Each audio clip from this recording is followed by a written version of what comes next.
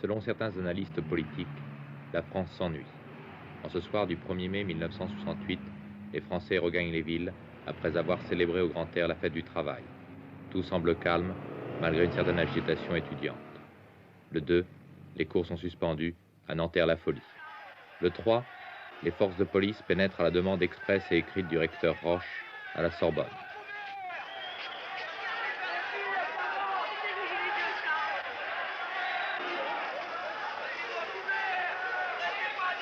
Les étudiants, réunis pour protester contre la fermeture de Nanterre et la comparution de 8 des leurs devant le conseil de discipline, manifestent. 17h30, bagarre sur le boulevard Saint-Michel. L'affrontement est très violent et dure jusqu'à 23h. Dès lors, manifestations et violences vont chaque jour se dérouler dans les rues du quartier latin.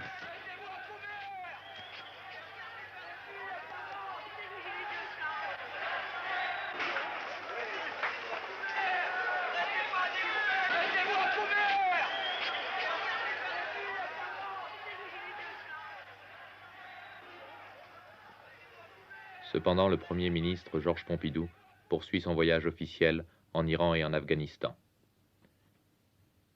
Le 10 mai est une grande récompense pour la diplomatie française. Paris est le lieu de rencontre des délégations américaines et vietnamiennes. En août 1963, la France était prononcée pour la neutralité du Sud-Vietnam et la réunification future des deux États qui séparent le 17e parallèle. En septembre 1966, le général de Gaulle avait, dans un discours prononcé à Phnom Penh, demandé aux États-Unis d'annoncer le retrait des troupes américaines du Sud-Vietnam. Le 10 mai 1968, Américains et Vietnamiens s'engagent sur le long chemin qui doit mener à la paix au Vietnam.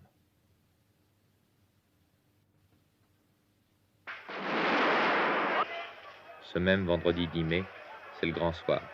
Alors que le gouvernement tente de nouer le dialogue avec les leaders étudiants, des barricades se dressent dans le quartier latin. À 2h du matin, c'est l'échec. Ordre est donné de dégager la rue. Une à une, les 60 barricades sont reprises. Au petit matin, on compte de nombreux blessés de part et d'autre. Les dégâts sont considérables.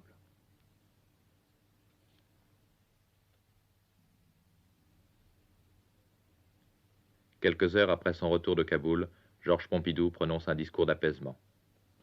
Mais déjà, syndicats et partis ont appelé à la grève générale pour le 13 mai. De nombreuses et importantes manifestations se déroulent en France.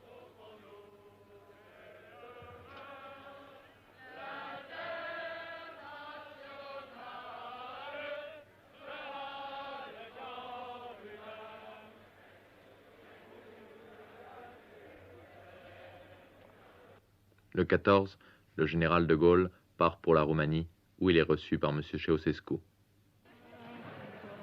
Le travail doit reprendre, mais les ouvriers de Sud Aviation à Nantes enferment leur directeur, occupent l'usine et déclarent la grève. Les usines et les entreprises ferment les unes après les autres et sont occupées. Les organisations syndicales, pour ne pas être débordées, laissent faire. La France est paralysée. Transports et télécommunications sont arrêtés. L'essence manque, l'argent liquide aussi. Les ordures ménagères s'amoncellent.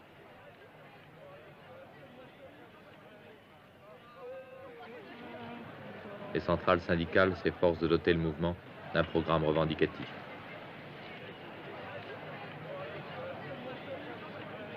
Rentré de Roumanie le 19, le général de Gaulle décide de s'adresser aux Français le 24. Ce discours est écouté dans les rues de Paris par les manifestants. La bourse brûle. Mais les organisations syndicales et patronales ont accepté de négocier. Ils se réunissent au ministère des Affaires sociales, rue de Grenelle. 25 heures de négociation sous la présidence de Georges Pompidou, Premier ministre, entouré de messieurs Jeannet et Chirac. Le lundi, à l'aube, un syndicaliste lance. Maintenant, il n'y a plus qu'à appeler Debré pour régler l'addition. Premier éclat de rire, Georges Pompidou. Le protocole d'accord doit être adopté par la base. Georges Séguy le présente à Boulogne-Billancourt. Le protocole est repoussé. Mercredi 29 mai, la CGT décide de se montrer et pendant 5 heures, défile dans les rues de Paris. On apprend que le général de Gaulle a quitté l'Élysée.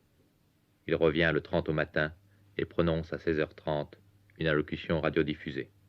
j'ai pris mes résolutions. Dans les circonstances présentes, je ne me retirerai pas.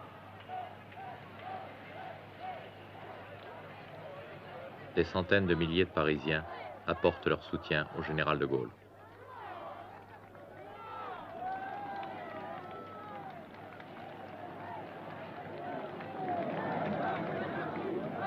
Le 31 mai, l'essence coule à nouveau. Les Parisiens se préparent à partir pour le week-end de Pentecôte.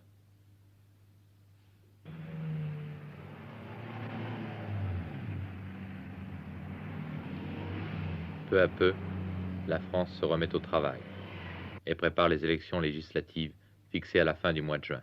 Le général de Gaulle s'entretient avec Michel Droit. Le 29 mai, j'ai eu la tentation de me retirer. Et puis en même temps, j'ai pensé que si je partais, la subversion menaçante allait déferler et emporter la République. Alors, une fois de plus, je me suis résolu.